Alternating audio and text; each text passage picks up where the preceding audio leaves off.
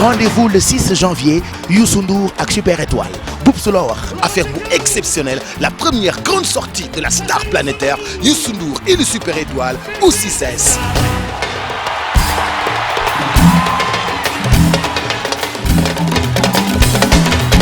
L'exceptionnel spectacle du Nouvel An, entrée 10 000, VIP 20 000. ña ngay jaayee billets RFM, TFM ak Cosaan. Réservation au 76 673 20 20 ou le 76 673 21 21. CD bi soog a génn nag raxas Bercy disponible na TFM, disponible na RFM, disponible na à la fois ci standu King FM 99.4. am dandu yu di dox doxi nu billahi duma lang ak ñoom man maa ni woon Youssou Ndour ak Super Étoile fu mu génnee gën yow Youssou foo génnee gën leen le gëneur ku ne bëgg laa gën te mënu laa gën moo taxit rendez-vous baa ngoog Paris toj Dakar dafay toj par la force ci début d'année 2018 bi le 6 janvier. Le Super Étoile au grand complet xale yi sañse yu fashion yor oto yu fashion ñëw ci soirée bu nara fashion.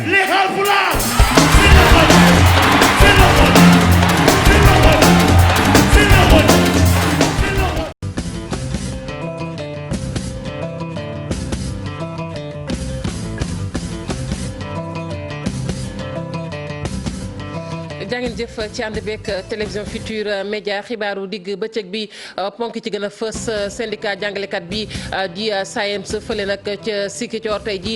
duggunu benn yoon ca classe ya nee nañ banque seen yoxo la ñu def kon ca njàngale ma ndax nguuru Sénégal li nga xamante ni daf leen ko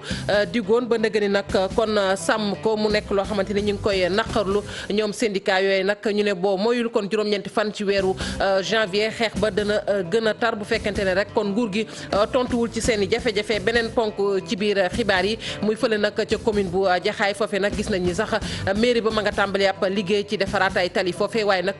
kuréel ga nga xamante ni moom moo ëmb délégué de quartier ñoom ña ngay ñaxtu ndax nee nañ seen quartier boobee daal la ñu bëggul ñu def ko rek ab dëkk lu ni mel nag tax na ba ñu koy naqarlu doonte sax maire ba ma nga cay def ay jéego daañu teewlu ki nga xamante ni moom moo yor seen i kaddu ci micro Ousseynou Thiam lay doon daañu waxit ci leneen muy rek wàllug politique ak ki nga xamante ne nag fi mu ne nii ma ngay wax ay kaddu muy Abdoulaye Wilane moom nag la mu xamle mooy du yàgg lool dana amati nag beneen dàq boo xamante ne nii daañu ko dàq jege ñaale Khalifa Sall moom nag mi ngi ko xamle rek ci seen janoo bi nga xamante ne démb ñoo ngi ko doon def ak taskatu xabaar yi mu teg ci nag di tontu kii di góor gi ndong bu APR nee na nag kaddu yi nga xamante ni moom moo tukkee ci moom jekkul benn yoon kon jëwriñ ji na xoolaat bu baax a baax ay kaddoom dinañ wax itamit ci wàllug tàggat yaram ak ni ñu ko doon waxee ni kii démb xam nañu ko kii jël ballon d'or 2017 Mohamed Salah la moom doomi Égypte bi nga xamante ne nag ma ngay joué te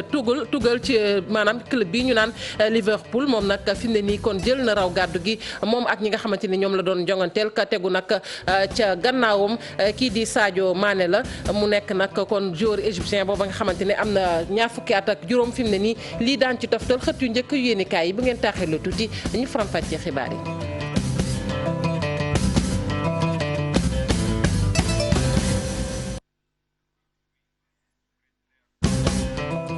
leen ak jàmm ci xibaaru digg bëccëg bi ñu tàmbali ko ak syndicat bi di SAEMS fële nag ca Sikicoor tey jii ñoom dañoo bank seen loxo rek ca njàngale ma di naqarlu nag li nga xamante ni moom la nguurug Sénégal def ndax nee nañ ay diggéem ba nëgë ni nag sàmm ko ba tax na nag ñi ngi sàkku daal mu taxaw ci seen i jafe-jafe na mu gën a gaawee digge yooyu nag bokk na kon ci ay ndàmpaay yoo xamante ni nii nguur gi waroon na leen koo jox ci njeexitalu weeruk novembre nee nañ nag fii ak maanaam yi fi sottiwul ñu làbbali xeex bi loolee juróom-ñetti fan lay doon ci weeru janvier Sikicoor dañu fay fekk ji Boubacar Diassi bu dee jàppandi na Boubacar Diassi maa ngi lay nuyu. maa ngi lay fay. Boubacar Diassi ni ma ko waxee rek SAEMS daal di door ab grève tey jii ca Sikicoor banque seen yoxo ca njàngale ma di naqarlu nag yu bare bari ndax mën nga dellusiwaat ci ñun ci grève boobee noo ko gisee ndax ñoom mànkoo nañu ci seen xeex boobu.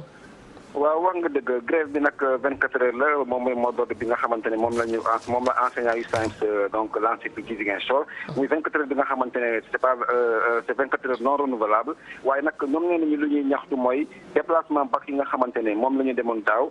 nguur gi moo ngi leen di amel xaalis boobu ba léegi ñoom nag bu ñu laajee seen responsable bi nga xamante ne moom mooy Mame Daoud Dabo laaj ko mais ba xam nguur gi defagul ay jéego mu ne ma waaw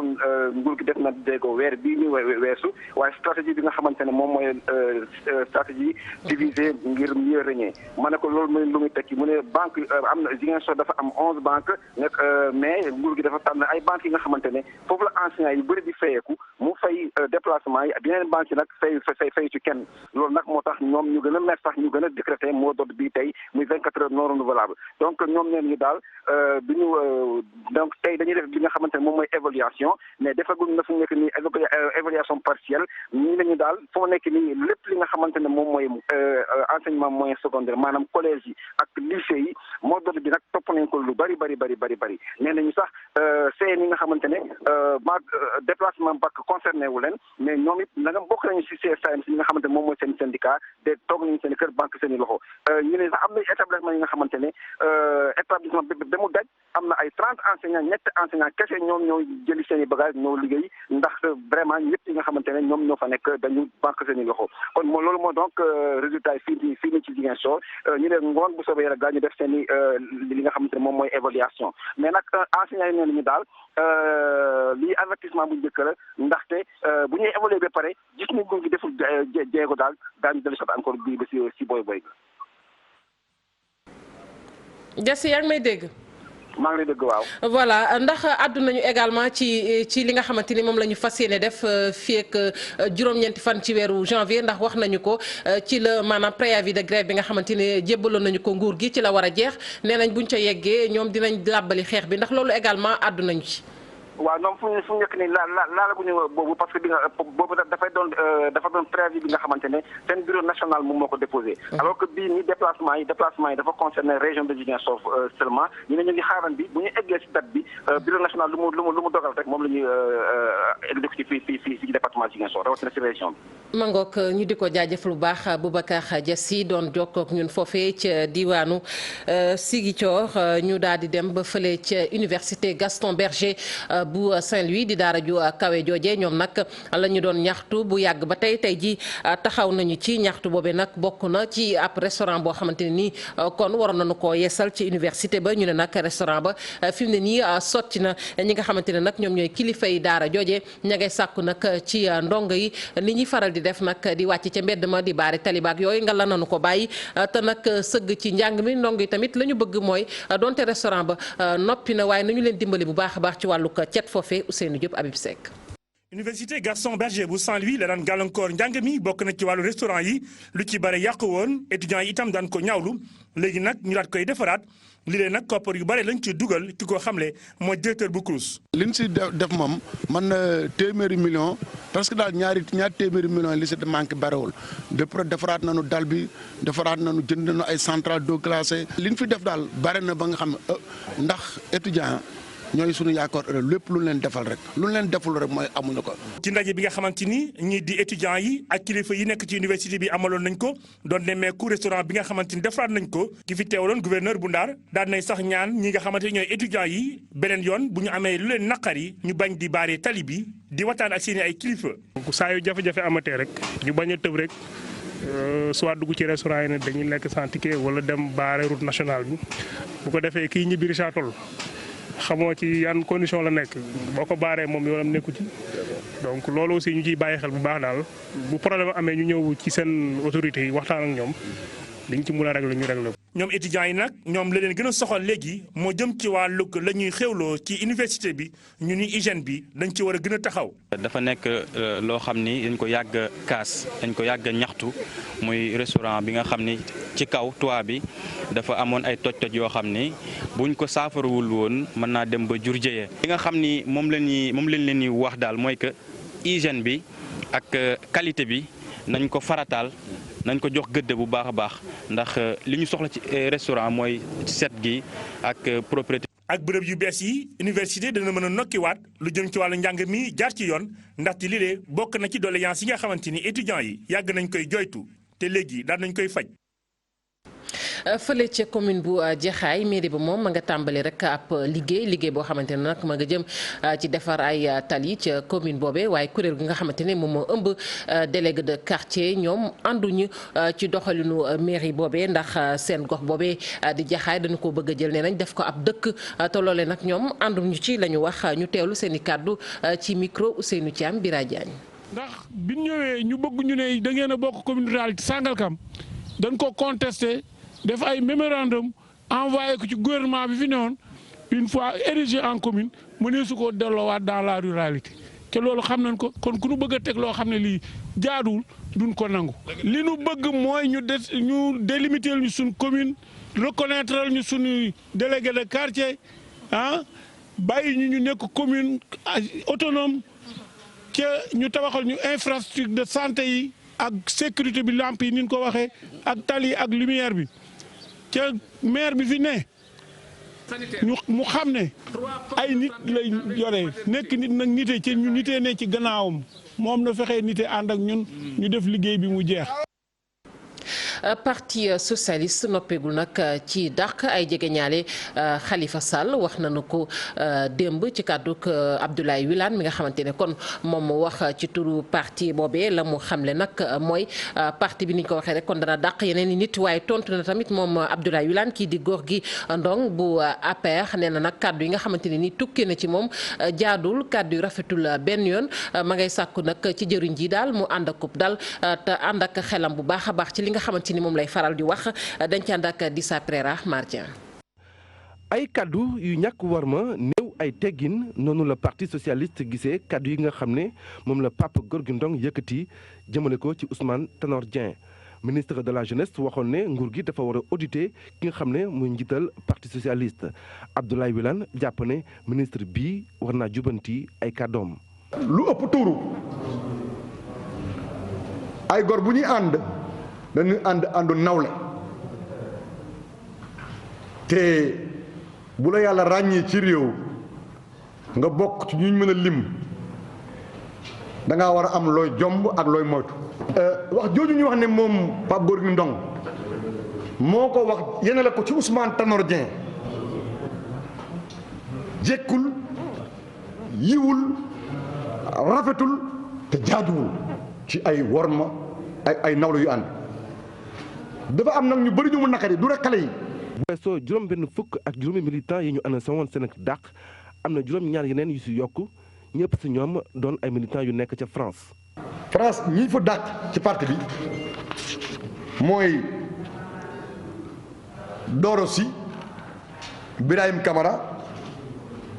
Ndeye Satala Diop Moussa Diémé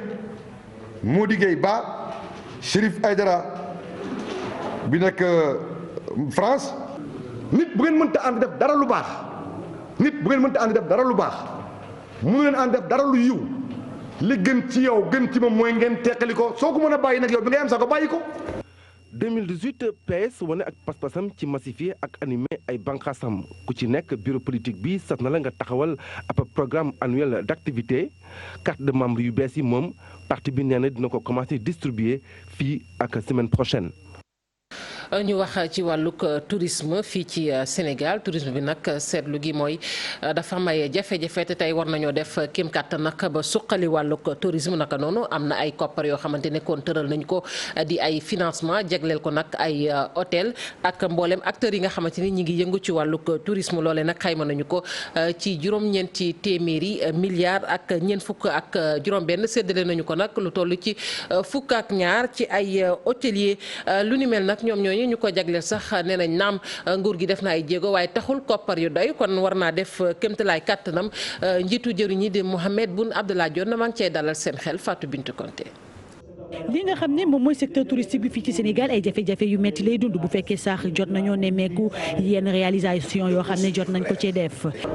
jafe-jafe yi bokk na ci sécurité loolu yàgg nañ ko jooy bokk na en tout cas en ce qui concerne Saly ci problème érosion côtière bi gis nañ ni que pratiquement convention bi ak Banque mondiale pare na signature bi moo ci des je pense que semaine prochaine war nañ tenir benn réunion au niveau de Saly avec le ministère pour signer code bi une fois que ñu signé ko la Banque mondiale dina mettre en place le financement et les travaux vont démarrer normalement dans 3 mois. ngir nag jàppale secteur bi mu gën a jëm ci kanam benn financement de crédit hôtelier et touristique taxawal nañ ko valeur am toll ci 946 millions de francs CFA di ko séddale ci 12 bénéficiaires. 100 millions tuuti na pour yenn hôtel yi comme ni premier ministre waxee léegi peut-être pour yenn auberge yi pour yenn campement yi 100 millions mën na leen rapporter beaucoup mais vraiment pour def rénovation bi mu bëgg moom ak fi mu bëgg yóbbu tourisme 100 millions du dara. ki nga xam ne moom moo di ilimaanu jëwriñ ji di Mahammed Boun Abdallah Dionne mi ngi dalal seen xel di xam ne sax li nga xam ne moom mooy 100 millions yooyu faaw ñu xoolaat nan lañ koy yokkee. plage u Saly bi daanaka ndox mi lekk na ko donc am na lu ñu ci président sant ñu ciy liggéey ministre Mame Mbaye Niang finalisé na ko ak Banque mondiale am na ay quelques milliards quand même yu ñu mobilisé ministre bi nee na le 15 bii di ñëw bii fii ak lu mat fukki fan incha allah dina leen dajale yéen ñëpp ak police touristique ngeen liggéey xool nan la ñu war a def pour que servitude yi li wër seen hôtel yi nan lañ koy yokkee ci mbiri nan lañ leen di taxawoo ci mbiri sécurité. ki nga xam ne moom moo di premier ministre moom it ma ngay suggérer li nga xam ne moom moo di Casamance ñu déclaré ko zone touristique d'intérêt national maanaam bépp taxe bu nekk ci zone boobu ñu yëkkati ko benn taxe du fa amati ba tax ni sax moom dafa fas yéene amal benn conseil interministériel ci wàllu woowee. foire bu Ndakaaru suba nag la fas yéene rek tëjji buntam ña fa nekk nag di exposant di jaay fi mu ne nii nag la nu mën ña ngi koy def ña ngay sax wanteer seeni marchandise lépp rek ngir mën kaa jaay laata ñuy jógee ca foire boobee la ñuy sàkku nag mooy clients yi gën a ñëw ndax wax dëgg wàññi nañ seen marchandise bu baax a baax Fatimata Ba. Esplanade bu Cissesse jamono ji ñuy wanteer daanaka ndax ñetti fan képp moo des laata foire internationale bu Dakar bi di tëj ay buntam njëg yi ñu daal di ko wàññi bu baax a baax waaye itam am seeni feem ngir client yi ñëw. fi mu ne moom client yee ci des rek ndax lu ñu doon jaay yëpp wàññi nañ ko pour ñu ñëw jëndal seen doom yu joué yi lu ñu doon jaayee 5000 ñu ngi koy jaayee 4000 lu ñu doon jaayee 10 000 ñu ngi koy jaayee 5000 parce que xam nga fin foire moom da ngay wanteer loolu moo tax ñu génn si biti. ay daal laa jaay ak ay saak ay pochette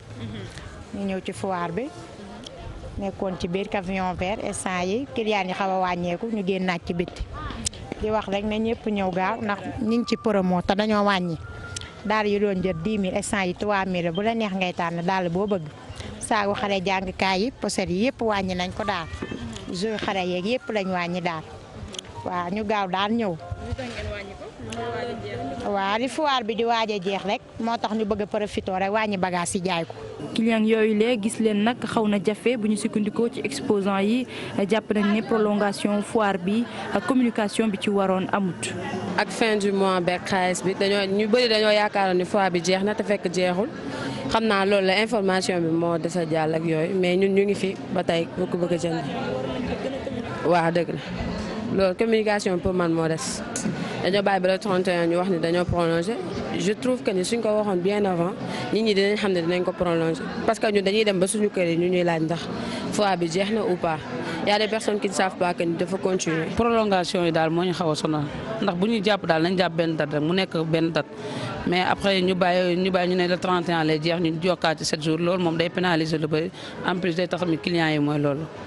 donte sax lu bees nemmeeku nañ ko ci organisation bi ñu rafetlu ko jàpp na ni itam ne bëri na lu ñu war a xoolaat. dugg foire di jënd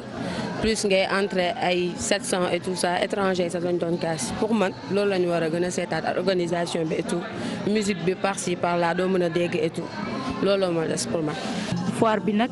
juróom-ñaari fan ci weeru janvier bi lay daal di jeex ñi nga xamante ne ñoom ñoo fi indi seeni marchandises ne laata loolu yaakaar nañu am yeneen visiteur ziara njabootuk Omarienne ña nga koy waajal ca diwaanu Louga loole nag fukki fan ak ñaar lay doon jàpp fukki fan ak ñett ci weeru janvier ca Louga ni ma ko waxee jëriñ ji nga xamante ni moom la ñu dénk nag biir réew mi amal na ci ab CRD ci wàllu woowee dalal na nag xelub xalifa bi ne fépp foo xamante ni nag nguur gi war na leen faa taxaw ngir nag xew-xew boobee jaar ci yoon ñoom daañu ko matale Habib Faye Younous Diatta. ca Louga lay amee di ziara omarienne gi ñu jàpp fukki fan ak ñaar jàpp fukki fan ak ñett ci weeru janvier gi lépp yemb na ngir rek gàmmu googe mën a jaar ci yoon bu ñu sukkandikoo ci ku yor kàddu kër googe ba mu génnee ci CRD gi ak jëwrin gi ñu dénk kaaraangeeg biir réew mi. ñun nag kontaan nañu famille bi fa lillahi alhamdu ñëpp gis na ne liggéey bi nu mu demee no comment. te ñun ci suñu bopp commencé nañu gis résultat yi lu xaw a des tuuti avec le ministre ci boppam complété na lépp lu nga xam ne desoon na ci ay problème yu ñu war a régler li ñu ngi am satisfaction bu baax a baax ci ziyaara bi incha allahu. Aly Ngouille Ndiaye ne boobu léegi ziyaara dina réussir ndax dina def kéemtalaay kàttanam ba lépp jaar ci yoon. lépp li nga xam ne jël nañ ko engagement gouverneur dana ko saytu fii booba wala ñuy yegg ci bés ba pour que déjà le 9 le 10 mu defal ñu une première situation wax ñu fu lépp toll kon kenn ku nekk ñun bu respecté engagement am je pense que événement bi dana jaar ni mu waroon a jaar. taalibe yi fas yéene dem ca Louga teewee ziara omarienne gi nga xam ne kaka nar a jiite moo di xalif bi di Mouhamad Bachir Tall. jaajëfal ko bu baax Habib Faye ñu wax nag ci wàllug musique ci Sénégal ñu def si nag taxaw seetlu ci at yu mujj yi ñu ne nag musique bu Sénégal daal war nañu xool kon nu ñu cay taxawee mu gën a jëm ca kanam kii nag di Baba Amdi di waykat compositeur bi nag moom moo doon amal rek janoo taskatu xabaar yi am nag ñu ko sa fekk si di ay mbokkam yoo xamante ni na ngay yëngu ci wàllug musique naka noonu gis nañ ni jafe-jafe yi kon bokk na rek ci musique bi nga xamante ne fekkul baax ci Sénégal jafe-jafe ci wàllu kàllaama yi ba ci nag li jaay li ñu naan destination Sénégal Maymuna Njaay mu génn studio bi nga xam ni foofu lay waajalee ay musique yi muy génnee dem fële ca université Cheikh Anta Diop li tax nag mu ñëw fii mu ne ngir gëstu li xew ci musique bi ci at yi ñu weesu ba léegi ana fan lañ ci tollu. boo tegee Davido teg Wizkid teg nangam fekk heure yooyu yow mënoon nga ci dugal Wally mënoon nga ci dugal Titi mënoon nga ci dugal Baba Amdi mënoon nga ci dugal Abiba wala keneen ak keneen c'est un problème parce que ñooñu duñ la ko defal yow lu tax nga leen koy defal. Baba Amdi fi mu teg tànkam mooy ca mbalax mi ndax kat li mu fësal mooy mbalax bi léeg-léeg ñàkk wéeruwaay daf ci am ak ñàkk gis-gis. li des mooy la ma Youssou Ndour waxoon ca téléphone bërki démb daf ma ne benn il faut être organisé ne ma neel benn ma ne benn mu ne ma ñaar il faut être organisé ma ne ko ñaar mu ne ma ñaar mu ne ma waat il faut être organisé donc ñi dañu manqué organisation du bureau ak site internet. ak kii non loolu du organisation dafa am lu mu laaj. ñu bañ a nëbboo jël jafe-jafe yi teg ko wut ci ay pexe bu ñu bëggee li ñu duppee industrie musicale jëm ca kanam foofulee la borom xam-xam bi àddoo. ñi way anglais dafay gën a yombal seen promotion musique ñun déjà am nañu handicap boobu wante loolu waruñu décourager. li gën a am maanaam mooy musique bi ñu yore musique bu am doole la mais ni ko docteur Massamba waxee léegi rek géej gi soo ko bëggee jaay bitim réew te amul noo ko présenté dina am ñu ko seexlu. Baba Amdi ci nii mu ngi woo ñi ñu duppee acteur culturel ñi yëngu ci musique bi ñu ñëw waxtaan sottante xalaat ci jafe-jafe bi nga xam ni du def rek lu dul indi ay loraange ci suñu koom. jaajëfal ko bu baax Maymuna Njaay ci wàllu tàggat yaram nag ci la ñuy addu ak ki nga xamante ni fi mu ne nii xam nañu ko muy Ballon d'Or africain 2017 Mohamed Salah la moom doomi Égypte boobee nag di footballé fële ñu naan Liverpool mi ngi toll nag ci ñaar fukki at ak juróom jongante ba kon démb la woon gannaaw moom nag kii toftalu ci ginnaawam Sadio Mané la doomi Sénégal bi ak Aubameyang bu Gabon Fatih Dieng moo ñu gën a xamle kii di Mohamed Salah. Salah ñu tabb ko joueur africain bi gën a xarañ atum 2017 doomu Égypte bi dugg na ci taarixu football ci dëndëm Afrique ñeenti fan ci weeru janvier atum 2018 ca Accra.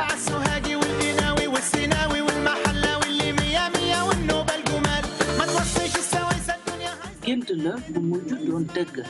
moom Salah mu amal saison bu mucc ay fukki match ak juróom-ñett fukki but ak ñeent bu tàmbali di ko ràññee fële ca Suisse ak FC Bâle.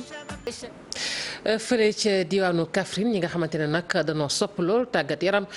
tey jii mën nañu ne seen xel mën naa dal kon sax tey jii ndax stade régional ba nga xamante ne nii nag dañu ko waroon a tabax ci atum 2008 ba tey mu amoon ay jafe-jafe sax ci wàllug yoon tey dalal nañ ca seen xel nee nañ stade boobee kon daañu ko tabax vice président bu fédération sénégalaise de football di Ablaye Sow moom moo xamle lu ni mel foofee ca diwaanu Kaffrine nee na nag du tee daal jéego yi nga xamante ne nii war nañ ko def ngir lépp sotti balaa gaaw ñoom dinañ ci taxaw ñu teewlu Ablaye Sow ci micro Ibrahima Diamé Omar Gueye. infrastructure yi ci Kaffrine xaw naa néew infrastructure sportive waaye nag bu ñu ko xoolee ci jéego yi am depuis 2012 ba tey am na kam effort tey boo demee ci ay kay am nañ seen terrain clôturé tey ngan na gis nga am na seen grille de protection li ñu fi mën a jooy mooy tribune ak xëy na projecteur boo demee Kacot am na terrain clôturé ca Kacot ca Sànc Ngalgone grille de protection bi ministère des sports commencé na ko ci Jokkul am na terrain clôturé ca Boulel am na terrain clôturé waaye am na lu ci des li ci des nag moo di li nga xam ministère sport mu ngi koy sumb ci biir région bi commencé na grille de protection ca Kacot dana defaat bu mel noonu ca Sànc Ngalgone danañ muré stade Menoul Salam 2 mur aussi terrain wu Diamagadio moo lay wan ni am na effort yu rëy yu nga xam ni ay jéego ñu ngi koy dox ci biir région bi li ci gën a rëy nag mooy stade régional bu nga xam ne ñu ngi ko doon xaar depuis 2008 bi ñu defee région bi ba tey stade Kédougou Sédhiou ak Kaffrine lañ lancé woon bu stade Kaffrine bu am ay jafe-jafe ndaxte am na benn entrepreneur bu nga xam ne d'accord woon ci ni ñu ko doxalee mu dem Cour suprême nag temps wu justice du temps wu administration léegi lañ ko doog a vidé ci ay weer yu néew ministre des sports dana ñëw ñu tàmbali travaux bu nga xam ne day jox Kaffrine stade comme bi Kaolack am comme bi Diourbel am comme bi Thiès am.